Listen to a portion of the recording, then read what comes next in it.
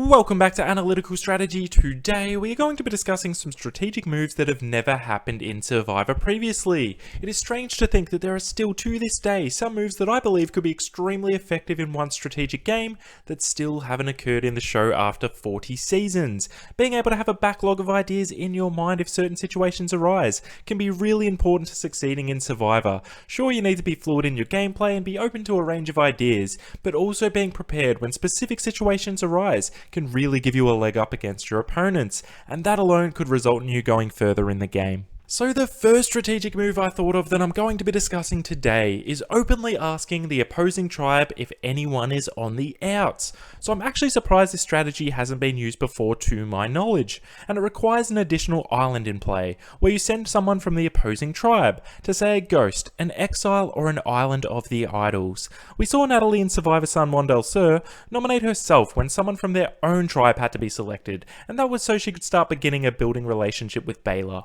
We've also seen players like Jacob, who was on the bottom, bluff his way to Ghost Island to save himself from going home after that first immunity challenge, but he was sent from the opposing tribe as they thought he was talking too much smack overall, not necessarily because they thought he was on the bottom. But what we generally see when selecting an opposing tribe member is the tribe getting in a huddle and weighing up the pros and cons of each person they could send to this island, and then making a selection.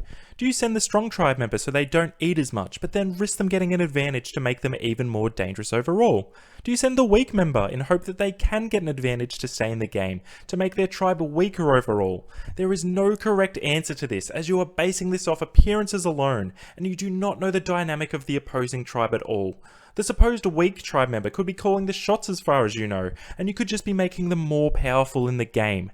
The correct decision to me is you want to send the person that is on the outs, in the hope they save themselves so once a tribe swap occurs, they can join your side of the numbers to make some moves happen. It doesn't matter if they are weak, strong, or any other features you may obtain from an appearance. What matters is numbers. So if you guys can connect in the future, you can rejoin and join forces. So one way of doing this is simply asking the opposing tribe the question of, does anyone want to go to this island? This alone can change the structure of their tribe completely. If someone says, yes, I do want to go, they automatically isolate themselves as someone who wants to openly obtain an advantage, rather than someone who was sent unwillingly to potentially get an advantage. This isolation can change tribe dynamics completely. It can put that person on the outs if they aren't already. And if they do get an advantage and keep themselves in the game, you then have a chance when tribe swaps or a merge happens to get an extra number that can join your side. Alternatively, if you are a person on the outs and you think you're in danger of going home, you could also do a very similar move. And that's when Jeff asked the question of who they want to send to said island. You could yell out and say, hey guys, I am going home next. Send me to the island and hopefully I'll get an advantage. Stay in the game and I'll join up with you guys later on. If you know you are going home anyway, why not take the risk? Going to the island alone may just be enough to put fear into your tribe mates not to target you, in case you did find something that could help your game. I really feel like there is a lot more that could be done strategically in these cross-tribal situations. It is really an area of Survivor that hasn't been fully explored from a strategic standpoint. For example, another similar move that I think could also be a great but risky opportunity is to create cross-tribal alliances prior to tribe swaps. You really need to be able to pick your targets correctly, as you wouldn't want them going back to camp and saying, this person wanted to create a cross-tribal alliance, blah blah blah.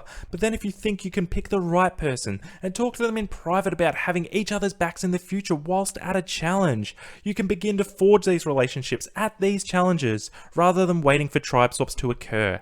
There is a lot of ways to get ahead of the curve in Survivor. You just need to be willing and you need to think outside of the box to make it happen. So another out-of-the-box move I've thought of is actually talking to the jury post-tribal council. So this is a move I've thought about for some time, but I'm actually unsure whether it is legal or not. I haven't read the rulebook of Survivor or anything like that previously, but to my knowledge I know that the jury is forbidden to speak to the contestants, but the contestants are not forbidden to speak to the jury. The jury just cannot respond when spoken to. So in Survivor we have seen quite a few player-jury interactions before, such as Kelly Wentworth. She is an absolute star when it comes to jury interactions without without talking, making faces and engaging with them when she pulls off a big move. Moana from Australian Survivor was another good example. Once she stayed back after the other contestants had left to give the jury a wink to ensure they knew that she was the one that called the shots in that blindside. So taking this one step further, if a big move takes place, pretend you need to tie your shoe. Take time tying up your hair or any action that can delay you from walking out with the wider group. This should give you a short period of time to actually engage with the jury, even with a comment just passing by, letting them know that you were the one responsible for that big move taking place. The jury has to base the majority of their decisions about what they see at Tribal Council, as they do not get visibility over what happens in the game.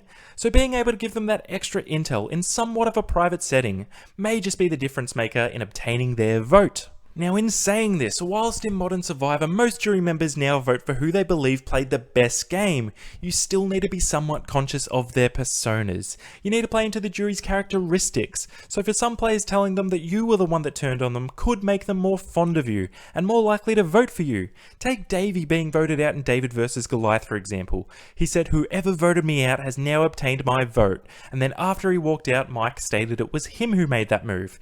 Now to back this up even further at the following Tribal, Mike could have stayed behind the group when they walked out and just said to Davey, "Hey mate, I was the one that got you, so I hope you stay true to what you said." That alone could be ballsy enough to get him to really respect and appreciate Mike's game that little bit more. Again, I am not 100% sure of the exact rulings with survivors liaising with the jury, but a comment passing them by on your way out or giving them extra information on why you are the player of the season whilst the other contestants aren't around can boost your game as a whole, without putting a target on yourself, as the players left in the game would be oblivious to you making such said comments. If this were to happen in the future, it would probably only really work for one season before people really started to ensure no one was left behind to gain that advantage, but it would still be great to see nonetheless. So the third Survivor strategy I'm going to be talking about is using who applied for the show versus who was recruited for the show as a strategy that can advantage your game. So this one may be a little bit far-fetched, and if it did happen it would probably never make the edit, but hear me out. I always thought if I went onto Survivor and I knew who was recruited for the show and who applied for the show, that the people who applied would generally have a better understanding of the intricacies of the game than the recruits, and would likely be better players long-term in the game. But in saying that, they would also be way more willing to make big moves in the early stages of the game, as they wish to replicate what they have been seeing on TV for so long, which can be really threatening to tribe dynamics. Now this is obviously just a broad rule, and it doesn't apply to every individual in Survivor one way or another. There would be a lot of recruits that are extremely knowledgeable of the game, and I'm sure there are applicants that are only just discovering Survivor. But as a blanket rule, I presume the majority of superfans cast for the show are people that went through the application process. So with this blanket rule in place, there are a couple of ways that using recruit versus applicant as a strategy may work for you. Firstly, you could use it as a way to choose who you wish to align with. Do you choose to align with recruits, who may have a lesser understanding of the game overall, and therefore they may be more likely to stick with alliances, and not flip-flop as they do not wish to betray trust, but they may be harder to make big moves with as the game goes on? Or do you try to set yourself up with people who have more of an understanding of the game, that may be able to listen to future moves you wish to make down the track, as they know in most seasons you need to turn on your alliance in some way, shape or form, but they also have this additional knowledge that they could be more likely to flip on you, as they are aware of the intricacies of the game. It is really a difficult question to answer, and obviously you really need to address each individual on their personalities and interactions more than anything else. But in a game where people can pretend to be someone else, finding out whether they are a recruit or an applicant may just give you a little bit more insight into how much they actually know about Survivor. And in saying this, on the flip side, that could take you to another pretty subtle strategy, and that is saying whether you were a recruit or an applicant, and which could be more beneficial to your game. If you are a superfan and you go through the whole application process, it could be beneficial to your game to underplay this a little bit, as huge fans can be targeted early. Tell people you were recruited for the show. You have seen a few seasons so you know how the game is played, but you aren't the type of person that binge watches every season all the time. This may give your tribe mates an understanding that, hey, this guy knows the game well, enough to be aligned with me, but not too well that he will turn on me in the future.